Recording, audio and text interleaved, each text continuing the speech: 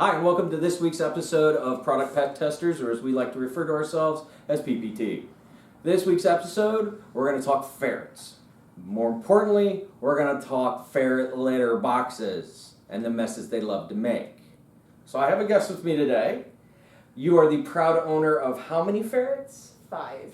And how long have you had these 5 ferrets? 3 years. And have you been dealing with litter box pooping issues, flipping them, making messes the whole time, practically? Not the whole time, probably about the first year and a half. First year and a half? Yes. Oh, goodness gracious. So I hear you have a clip for us to watch here first with, who's this you have in your lap today? Ahmed. And did he earn that name? Oh yes, he is a terrorist throughout the whole entire house when he's out and about. He gets into everything and anything that is not glued to the floor. And we have a prime example of something that's not been glued to the floor, am I correct? Yes, we do. All right, let's watch that video.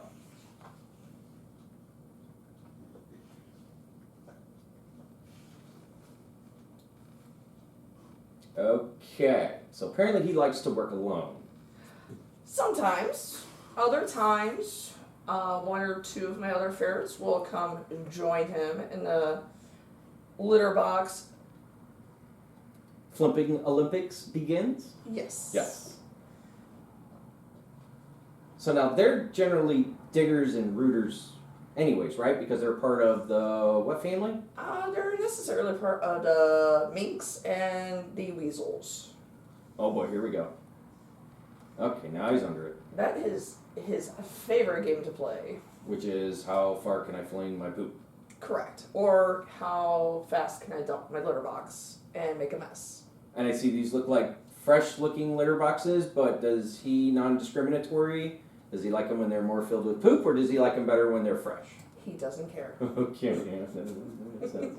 Yeah. If he can move it, if he can flip it, when he's restless or ornery or just wants out of the box, that's what he does. So I see you got like an open wire pen for them and everything. So when he's flipped it before, has he flipped it clean out of the pen and gotten poop like all over the floor and everything? Yes. And then, oh goodness. So a year and a half you dealt with this. Mm-hmm. What was the first thing you tried doing?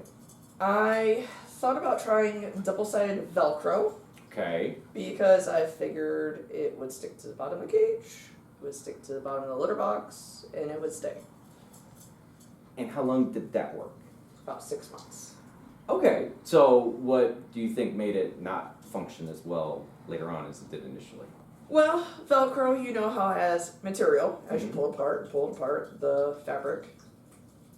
Just tends to wear more than anything? Yeah, And then it's not quite as sticky? Yeah. Okay.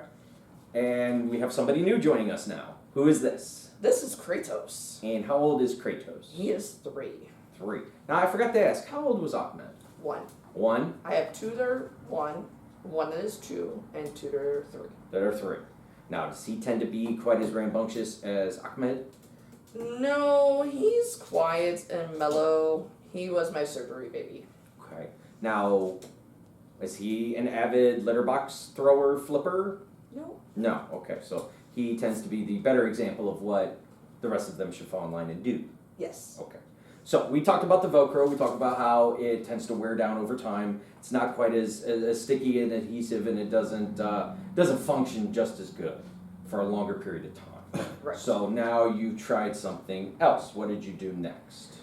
Well, I contemplated it for a while, and I thought, what could work better than Velcro? Magnets. Okay. And I see we have you installing magnets in a feverish pace, kind of like the mind of a ferret and how it generally operates quickly. So kind of walk me through this. Like, are these industrial magnets? Where were you able to buy these magnets from? I actually got them off of Amazon. No sponsor dollars there. I got just medium, nothing light, nothing heavy, because I was worried if I got super industrial magnets, I wouldn't be able to lift them. Fair. Okay. So initially, with the ones up front, I just started with the 2. The ones in the back are the ones that they focus on. Okay. So I went with 3. And initially in the end, I ended up having to do all 4 sides. And this one you only see 3. Okay. But it was still teetering. They weren't able to flip it, they weren't able to move it, but it was They could kind of still squeeze under it a little. a little bit. Kind of like a weasel does, squeezing into all kinds of little Nooks and tight crannies, spots and yep. everything. Yep. Okay. Once I added the 4th, solid. Very cool. Okay, so how much was that fix? That bush fix, we'll call it. For 4 litter boxes, I want to say it was roughly about $25. For the magnets? Yes. Oh, nice. So not overly expensive. Nope. How long have you had the magnets installed for now? About 2.5 months. Okay, so still a little new. I say we kind of come back to this and circle back around when we hit that 6-month period, see if those magnets are still as magnetized as they were today. Yep. But you brought me one last video of Mr. Ahmed and The outcome of the magnets. and you flipped the script on him now. Yes. Okay, so let's have a look, see at that. All right, so there's the ramp. He's coming down. He's like, hey, hey, hey, fresh litter boxes. Time for me to do my thing. Mommy just put it And they're not even budging. Look at that. Now, first time you saw him try to do that and the fact that they weren't budging, how'd that make you feel? Oh, so happy. I know the frustration with ferret owners, especially myself. You just throw some litter boxes in there and they just start moving them and flipping them. It's a mess. It takes forever to clean up. And it gets a little aggravating, to be honest. I can understand that. I mean, So I figured what could make my ferret cage cleaning process go faster. mhm. Now, you have a 3 level, so we're only looking at the bottom level here? Correct. Okay. So that's And you have litter boxes on, what, level 1 and... level 2. Okay. So I got 2 on the bottom and 2 on the top. Having 5, I have 4. Litter boxes? This one, actually, this very front one, is their litter box that they actually like to play in. They don't really poop in it. Oh, okay. They Okay. kind of burrow into it and play in it like a sandbox.